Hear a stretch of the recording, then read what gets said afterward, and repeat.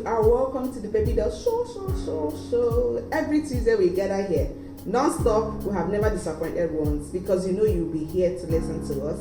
We are live. Let me quickly let you tell your young people to gather in immediately. If you can hear me loud and clear, say hello in the comment section. Tell me when you're joining from #first timer and let me know your location. My name is Jika Samuels. I'm the Fertility and Lifestyle Coach, and you are welcome to the Baby Doll Show. I'm glad you're here. Like I always tell you what I'm having. Today I'm having my cucumber juice. This is like my everyday routine with a dash of ginger, and I sweeten it sometimes with green apple. Alright, but today's I didn't find apple in the market, so I don't have apple in my fridge. I just more or less use what I have. So this is just ginger cucumber juice. It's not sweet, and it has that zing, ginger, raw ginger, yeah.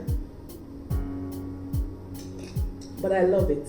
So let me know where you're joining in from, and let me know that you can hear me properly. I'll give you just a second to get to that. So this month we started a very exciting series called the Common Food Sensitivities and Allergies and their impact on your fertility. Last week we talked about diary, and this we also discussed last week about elimination diet as the first step regarding food allergy exploration.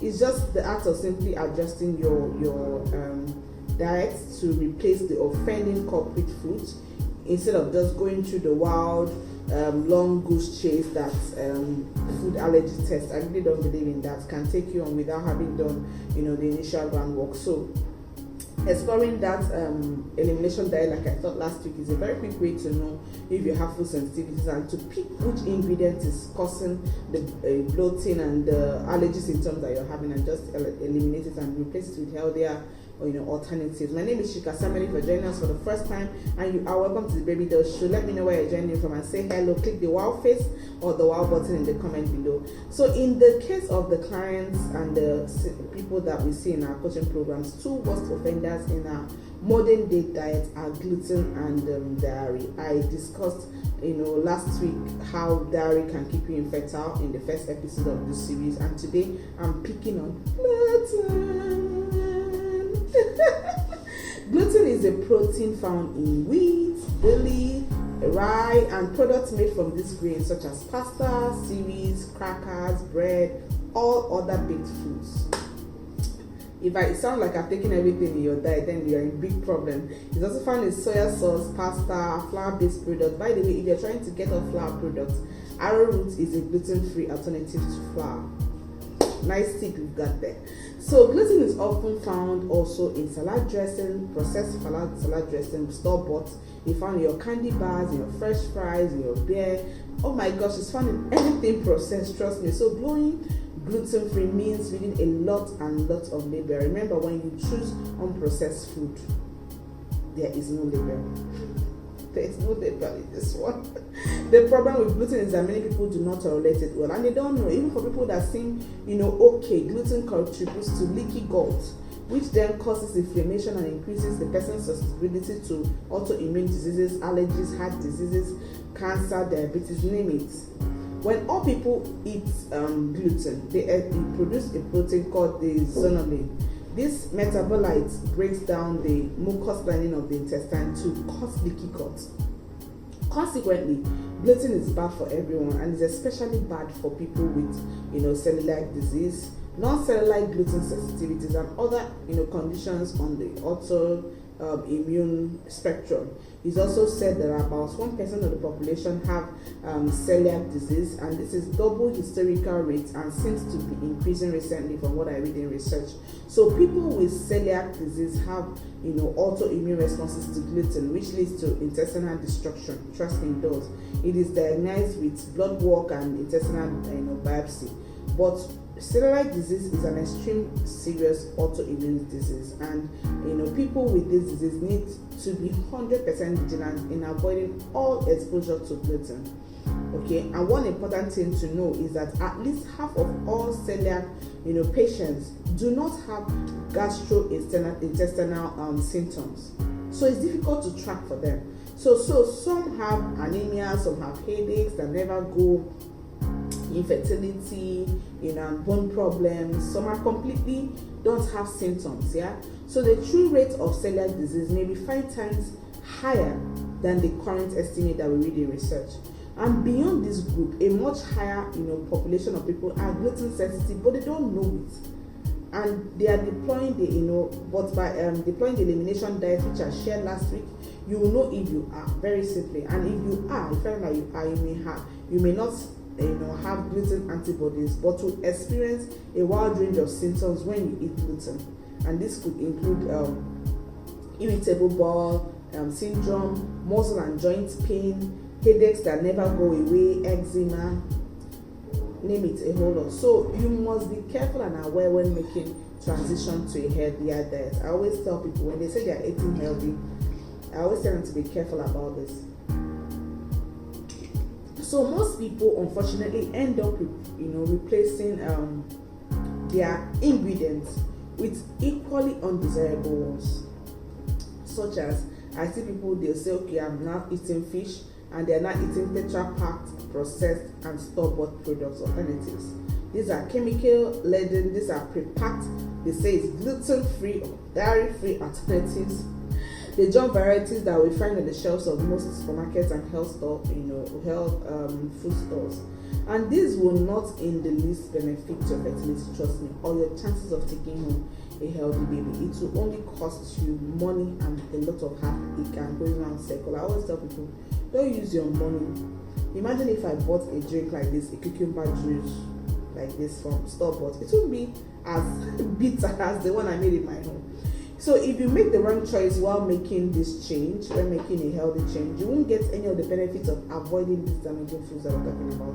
If you have personally seen improvements in your health by eating a gluten-free diet, like the one we prescribe in our fertility treatment plan, there is no need to reintroduce gluten-containing grains during pregnancy to make your diet more, nutritionally complete or more well-rounded. You see, a gluten-free diet can absolutely meet your nutrient needs and may actually be more, nutrient dense if you opt to replace gluten-containing grains with whole foods instead of replacing gluten, products with their gluten-free products and processed food made with this refined carbohydrates. I hope you get my drift. So gluten is a popular enemy these days. It's blamed for everything from bipolar disorder to obesity. Just look around online. You'll find dozens of websites claiming that gluten causes infertility. And researchers are looking at how undiagnosed celiac disease and non-celiac gluten sensitivities, or gluten intolerance, may be part of unexplained symptoms and diseases, including what they now tag unexplainable infertility. So infertility isn't only caused by disease or malfunction in the reproductive system. You have to understand that the body works as a whole, and this is what we teach and preach in our fertility coaching program. So when someone says they are having hormonal imbalance, these things don't happen in silo. The body works as a whole. So when one thing goes wrong, it can impact the other systems. When something is wrong with your reproductive system, it could impact your hormonal balance, your immune system, everything, your endocrine system. Even if you don't think gluten is a problem for you, it is only by avoiding it for a few months, that's like we described last week in elimination, the elimination method, then reintroducing it, that is only through that track record that you will truly notice the symptoms. Because these symptoms will typically be significant, even if you have never noticed them before. It will be significant precisely because of the highly allergic nature of the offending substance that is in your food. So previously you may not have linked the two together, but now that I'm bringing it to your notice, you need to give attention to it. But if when you've been eating gluten for a while, you become accustomed to this slightly bothersome symptoms. People just tell you, it's normal. I've always been that way since I was growing up. They often dismiss it as being normal. But this slightly bothersome on the surface could mean truly devastating for that, biochemical chain reaction that we want to optimize when you're trying for a child. Hence, the importance of taking this step that we're discussing in this series seriously and wiping the proverbial slate clean is very critical. our trying patients babies continue to prove, the results that we have in our fertility program. They prove that this step that I'm describing is a critical, important part of a solid strategy if you're trying for a child. And the details of what you need to look out for and what you must do to achieve the best possible results are described in my book, Getting Pregnant with Ease. I have dropped the link on how to get a copy, either e-copy or hard copy. We have it all over the world, for you to get the best of this, what we're describing. And if you don't have full-blown allergy or severe sensitivities, it's okay to have some gluten a couple of times a week. Like I say, 10% for the soul indulgence. But I highly recommend sticking to this kind of interval for best results throughout your preconception preparation and the conception attempt. And these are the steps you take when you enroll in a program. We first take you to a preconception preparation because we want to create an alkaline-based womb environment before we start trying for a child actively. And yes, this information applies to your partner as well. Yes. Not only because fertility is a team sport, but also because male reproductive function and optimal fertility are equally negatively affected by the concerns that we're discussing in this series. Yes. Remember that beyond replacing foods that contain gluten, dairy, or yeast, like we have discussed, all this food they consume can be as close as its natural state as possible. Maximum 3 steps from field to plate, ideally 1 to 2. How many steps did it take to get this?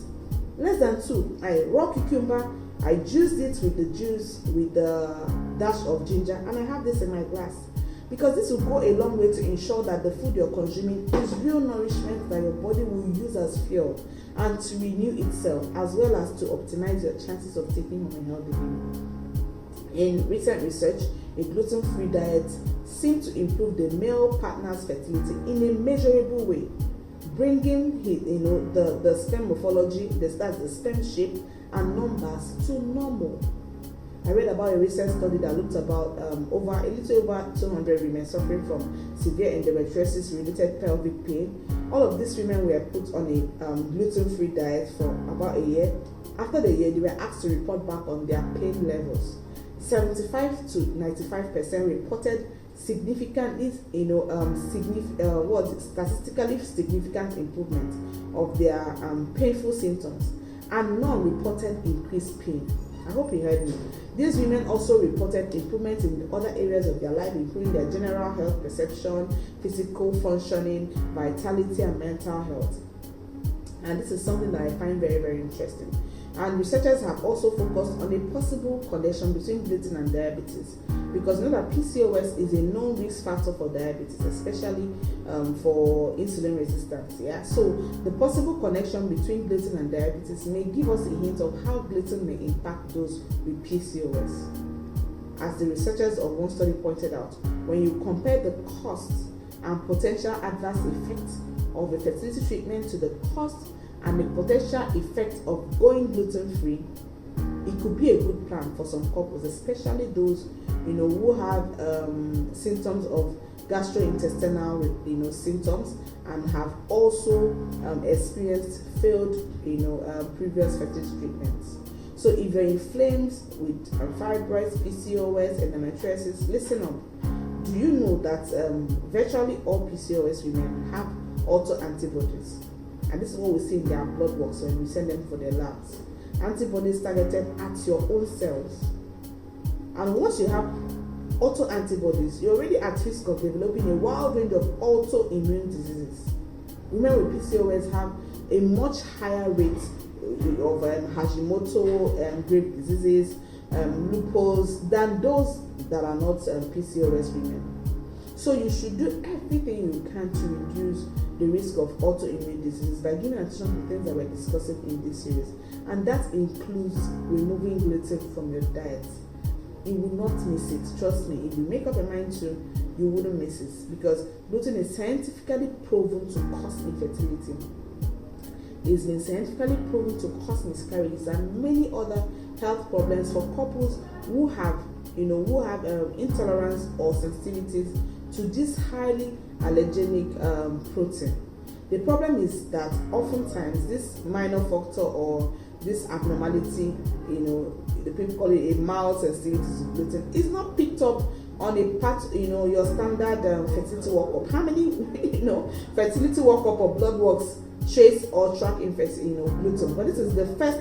If you enroll in our program, the first thing we tailor for you is to give you an Excel sheet where we have list of things that this intolerance is, and we'll first ask you, even before we look at your blood works, to eradicate it, because the effect can really be devastating if they are ignored. The easiest way to address this situation, in my opinion, is to replace gluten altogether. Replace it, you wouldn't miss it, with healthy alternatives. And in our fertility coaching program and in our treatment plans, we'll arm you with a variety of healthier alternatives. We'll be sport for choice, because there is one major problem when implementing what people call the gluten-free diet. People often think that everything that says gluten-free on the label is good to eat. Don't be deceived. Let no one kid you. Avoiding commercially available gluten-free products. Avoid them. Avoid those commercially available gluten-free products with the same focus and intensity as you will avoid commercially available gluten-containing varieties. Many of the gluten-free products include nasty ingredients such as soya, trans fat, and many other food additives, including health-damaging preservatives. So all these food additives must be avoided if you really want to optimize your fertility. The best replacements are the least processed foods, like I said, least processed, such as your vegetables, your proteins, your good fats. So in this new way of nourishing your body, it doesn't require any advanced planning or organization. Just eat real food. Make your food simple and less complicated. This is a small price to pay for your optimal health and your fertility. Next week, we'll be wrapping up this series with yet another food sensitivity that has been proven to impact your fertility, and trust me, you don't want to miss this. Hope you got value today. Till we meet next week, keep living healthy and keep giving the world your best.